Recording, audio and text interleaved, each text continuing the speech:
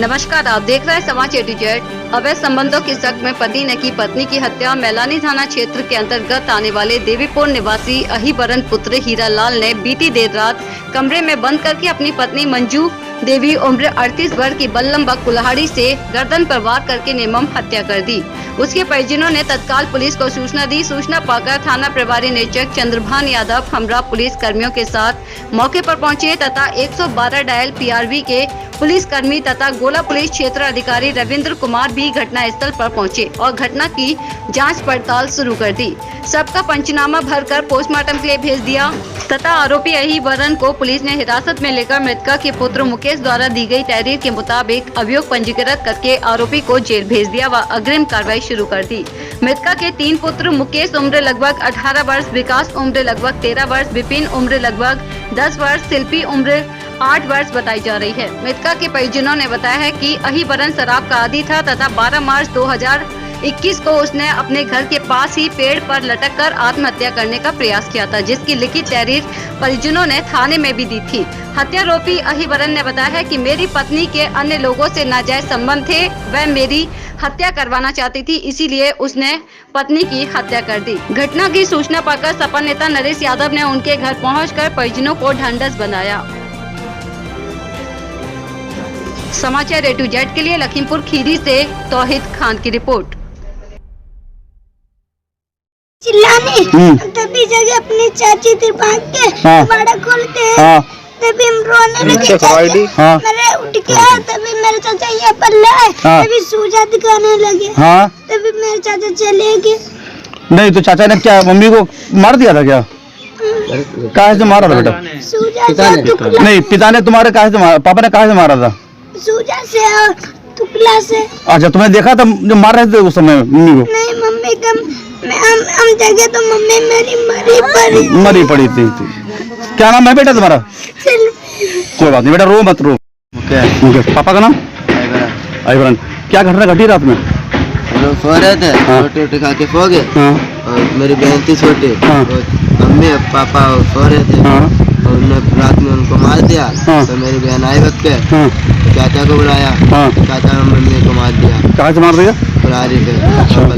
अच्छा, फिर अच्छा अभी बताया जा रहा कि तुम्हारे पिता ने 12 तारीख को फांसी लगाने की भी कोशिश की थी। अच्छा, फिर पुलिस को सूचना दी थी आपने? नहीं, जो फांसी लगाने का प्रयास किया था उन्हें वो एप्लीकेशन दी थी, तो फिर पुलिस ने कोई कार्रवाई की थी? क्या कार्रवाई की? पुलिस गाँव में गई थी। पूनम, थोड़ा तेज बोलिएगा। क्या मामला है? पूरा मामला क्या है, मेरे ससुर खत्म हो गए थे। तो वे बोल रहे थे उनका दिमाग हर्ट हो गया।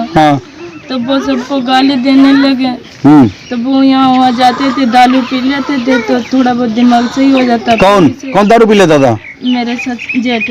क्या नाम है उनका? अहिबरन। हाँ, फिर आज में झगड़ा यहाँ करने लगते थे। ठीक। तो मियाँ बीबी की कुछ लड़ाई नहीं थी।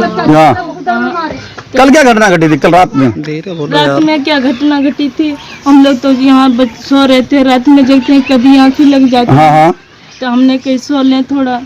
और जो बेटी लेटी थी वहाँ उनके पास, तो जो बच्चा भाग के आया, जो आँखें खुली, जिसकी मम्मी चिल्लानी हाय मम्मी, तो जो मेरे पास भाग के गई तो कहीं मम्मी, कहीं चाचा मेरी मम्मी को मार के डाल दिया। तो हमने कहीं किस लिए मारा? तो कहाँ से मारा था? बस है कहाँ से? बल्लम से और तकुले से मार के। तो जब आप लोगों ने देखा तो मर गई थी? हाँ, जब मरी पड़ी थी। कहाँ पे मारा था बल्लम? यहाँ पे मारा। कुल्हाड़ी कहाँ पे मारी थी? यहाँ पे गर्दन पे। ऑन स्पॉट मर गई थी। अच्छा, फिर पुलिस को सूचना दी गई? हाँ, वहाँ फोन किया था। हाँ, पुलिस कितनी देर बाद आई थी?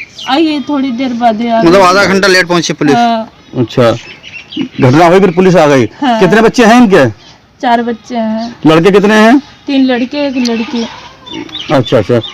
और कोई बात आपसी कोई? अच्छा, ये बताया जा रहा है कि अहिबरन ने फांसी का भी प्रयास किया था लगाने का? हाँ, लगाई थी। कब लगाई थी? कितने दिन पहले? 12 तारीख को। उसने फांसी भी लगाई थी। लेकिन वो बचा लिया गया? हाँ, उतार लिया था। अच्छा, इसने फांसी क्यों लगाई थी? चलो ठीक। क्या नाम आपने बताया था अपना? पूनम। पूनम। सामने है, ये इसी कमरे में सो रही थी। जब बच्ची की आंख खुली तो वो चिल्लाने लगी और अपने चाची को बुला के लाई। चाची और चाचा जब आए हैं तो देखा कि वो जो है इसकी माँ है, उसको इसके पिता ने जो है हत्या कर दी थी। तो ये बड़ा दर्दनाक घटना है। मुझे पता चला, मैं तुरंत मौके पर आया हूँ और परिवार की स्थिति बहुत ही दयनीय है।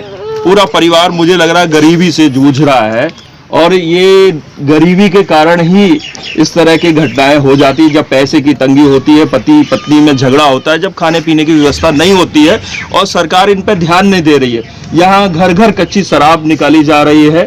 क्या ये जो आरोपी है, क्या ये शराब पीता था? धीरे बोलो। जानकारी तो ये मिल रही है कि वो शराब पीता था और उसने गरीबी से तंग आके पहले कुछ दिनों पहले, लगभग 1 हफ्ते पहले, कुछ फांसी लगाने का प्रयास भी किया था।